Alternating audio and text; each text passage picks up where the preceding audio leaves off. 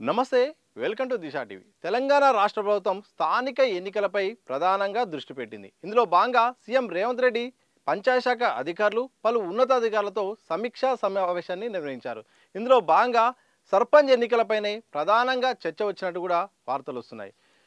సర్పంచ్ ఎన్నికలు ఎప్పుడు నిర్వహిద్దాము, ఎలా నిర్వహిద్దాము, విధి విధానాలేంటి, సాధ్యాలేంటి, ఇవే ప్రధానంగా ఈ యొక్క సమీక్షా సమావేశంలో చర్చకు వచ్చాయట. ప్రధానంగా మార్చి 21వ తారీఖు నుండి 10వ తరగతి పరీక్షలు ప్రారంభం కాబోతున్నాయి.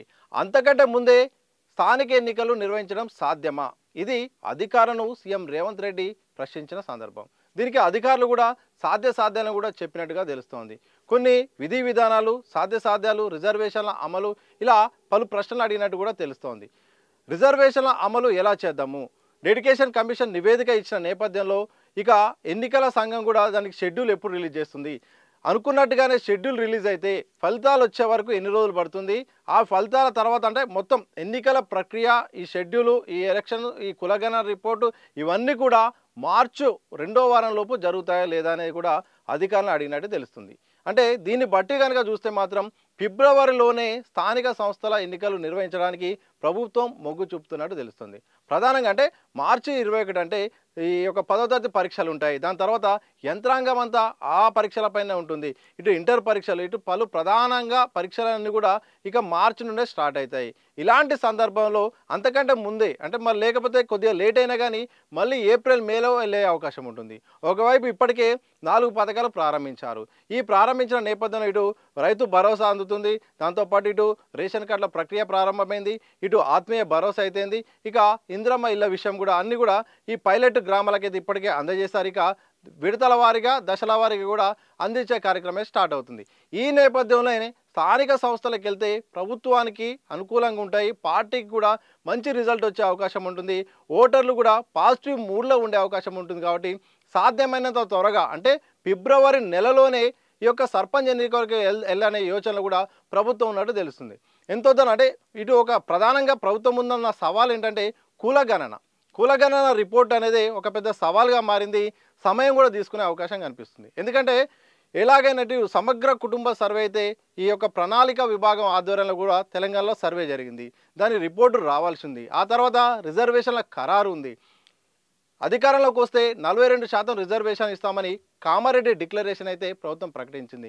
ఇక ఆ డిక్లరేషన్ కోసం ప్రకటించాలని ఎట్టి పరిస్థితుల్లో 42% ఇచ్చి ఎన్నికల పోవాలని ఇటు పార్టీ భావిస్తుంది. ఇటు ప్రతిపక్షాలు కూడా అలాగే ప్రజా సంఘాలు, కుల సంఘాలు కూడా పెద్ద ఎత్తున ప్రభుత్వాన్ని కూడా ఎట్టి పరిస్థితుల్లోనూ రిజర్వేషన్లు అమలు చేయాల్సిందని కూడా ఇటు డిమాండ్లు వస్తున్నాయి. ఇక ఈ యొక్క సమస్యనే ప్రభుత్వం ముందున్న పెద్ద సవాల్గా మారిపోయింది. ఇక దానికి సంబంధించిన పలు ప్రశ్నలు అడిగినట్టు తెలుస్తుంది. ఇక విధానాలు కనుక చూస్తే మాత్రం ఇప్పటికే అందిన సమాచారం ప్రకారం అయితే మాత్రం సమగ్ర కుటుంబ సర్వే అయితే ప్రణాళిక విభాగం ఆధ్వర్యంలో అయిపోయింది. ఇక రిపోర్టు కూడా సిద్ధమైంది. ఫిబ్రవరి 2వ తారీఖున అయితే మాత్రం ఉత్తమ్ కుమార్ రెడ్డి గారు అయితే అంటే మంత్రి ఉత్తమ్ కుమార్ రెడ్డి ఆధ్వర్యంలో మాత్రం ఆ రిపోర్టును ఈ యొక్క మంత్రివర్గ ఉపసంఘానికి అయితే అందజేయనున్నారు. అంటే మంత్రివర్గ ఉపసంఘం తీసుకున్న తర్వాత ఆ యొక్క రిపోర్టుపై కూడా క్యాబినెట్ సమావేశం ఏర్పాటు కాబోతుంది. క్యాబినెట్లో పలు విధాలుగా చర్చించిన తర్వాత దానికి క్యాబినెట్ ఆమోదం తెలిపే అవకాశం ఉంది. ఆమోదం తెలిపిన తర్వాత కూడా దీన్ని ఇటు హైకోర్టు కూడా అంటే హైకోర్టు ఇప్పటికే చెప్పింది ఈ నివేదిక పూర్తి చేయాలి, కులగణన అయిపోయిన తర్వాత ఆ రిపోర్ట్ ఇవ్వాలని కూడా హైకోర్టు చెప్పింది. కాబట్టి ఆ రిపోర్ట్ను కూడా హైకోర్టుకు సమర్పించే అవకాశం ఉంది.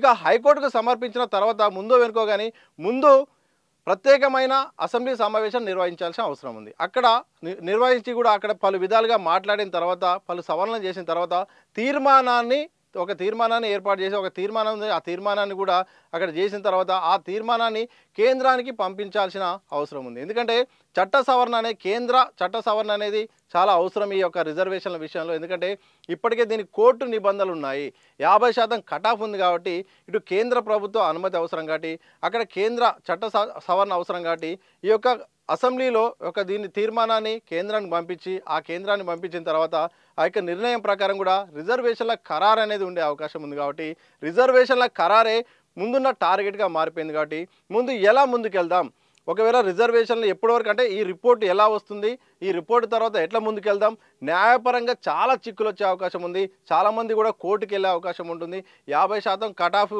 నిబంధన కూడా ఉంది. కాబట్టి ఈ నేపథ్యంలో ఎట్లా ముందుకెళ్దాం, ఒకవేళ అనుకున్నట్టుగా ఒకవేళ కొన్ని ఇబ్బందులు వస్తే పార్టీల పరంగా అంటే పార్టీ పరంగా పదవులు ఇచ్చే ఆలోచన కూడా ఈ యొక్క కాంగ్రెస్ సర్కార్ చేస్తున్నట్టు తెలుస్తుంది. ఒకవేళ అనుకున్నట్టుగా కులగణన అనుకున్నట్టుగా ఈ 42% రిజర్వేషన్లు అమలు చేసే పరిస్థితి లేకుండా మాత్రం పార్టీ పరంగా ఇచ్చే ఆలోచన చేస్తుంది. అలాగే అన్ని పార్టీలు కూడా బీసీలకు 42% ఇవ్వాలని కూడా ఒక సూచన చేసే అవకాశం అయితే కనిపిస్తుంది. అంటే ఏదేమైనప్పటికీ కులగణన అనేది ఒక సమస్యగా మారిపోయింది. దీన్ని రిపోర్ట్ రావాల్సి ఉంది. ఈ రిపోర్టు సబ్మిషన్ కావాల్సి ఉంది. మళ్ళీ రిజర్వేషన్లు ఖరారు కావాల్సి ఉంది. ఆ తర్వాత షెడ్యూల్ రావాల్సి ఉంది. ఆ షెడ్యూల్ తర్వాత ఎన్నికలు నిర్వహించే అవకాశం ఉంది. ఇన్ని రకాల ప్రాసెస్ ఉంది కాబట్టి ప్రధానంగా సీఎం రేవంత్ రెడ్డి మాత్రం న్యాయపరమైన చిక్కులు చూసుకోండి. కులగణన అయితే చాలా చక్కగా చేశారు అధికారులు. నిజంగా దేశవ్యాప్తంగా కూడా మంచి పేరు వచ్చింది. పార్టీ పరంగా మా అధిష్టానం కూడా మంచి ప్రశంసలు వచ్చాయి. బాగా చేశారు. సర్వే బాగుంది. దీని అమలు తీరు కూడా అలాగే చేయాలి. చాలా జాగ్రత్తగా వెళ్ళాలి. రిజర్వేషన్లు అయితే ఇచ్చే ప్రయత్నం అయితే చేయాలి. ఎట్టి పరిస్థితుల్లోనూ ఎన్నికల నిర్వహణ మాత్రం మార్చి 21 లోపు చేయడానికి ఆలోచన చేయండి. సాధ్యాలు చేయండి అని కూడా అధికారులు చెప్పినట్టు సమాచారం. ఈ నేపథ్యంలో అధికారులు కూడా సాధ్యాలు కూడా చెప్పినట్టు సమాచారం.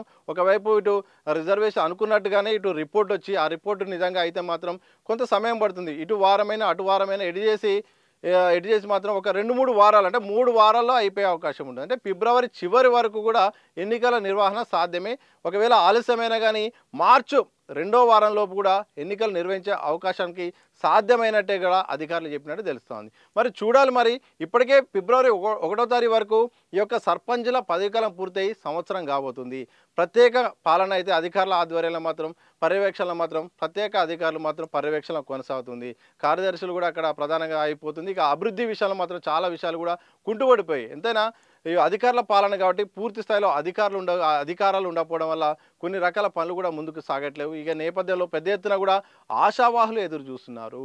ఎప్పుడా అని ఎన్నికలు నిర్వహించాలని కూడా ప్రభుత్వం చూస్తుంటే ఇటు ఆశావాహులు కూడా ఎన్నికలు ఎప్పుడు వస్తాయి, రిజర్వేషన్ల పరిస్థితి ఏంటి, ఏ డేట్లో వచ్చే అవకాశం ఉంటుంది, పాత రిజర్వేషన్లు మరి ఈసారి మారుస్తామంటున్నారు కదా, మా ఊర్లో మరి ఏ రిజర్వేషన్ వస్తుంది అనే దానిపైన ఆశావాహులు ఎదురు చూస్తున్నారు.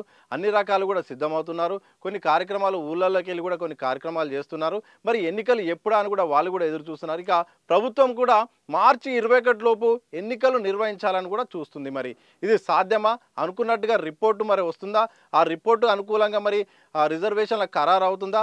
ఆ ఖరారైన నేపథ్యంలో కూడా ఎన్నికల సంఘం షెడ్యూల్ రిలీజ్ చేస్తుందా? ఆ షెడ్యూల్ వచ్చిన తర్వాత సమయానికి ఎన్నికలు జరుగుతాయి. ఇలాంటి ఎన్నో ప్రశ్నలు ఉన్నాయి. ఈ ప్రశ్నలన్నిటికీ సమాధానం మాత్రం ఫిబ్రవరి 2వ తారీఖు వచ్చే రిపోర్టును బట్టి, ఆ తర్వాత జరిగే కసరత్తులు, ప్రణాళికలు, ప్రతిపాదనలు, వివిధ రకాల చర్యలను బట్టి ఆధారపడింది.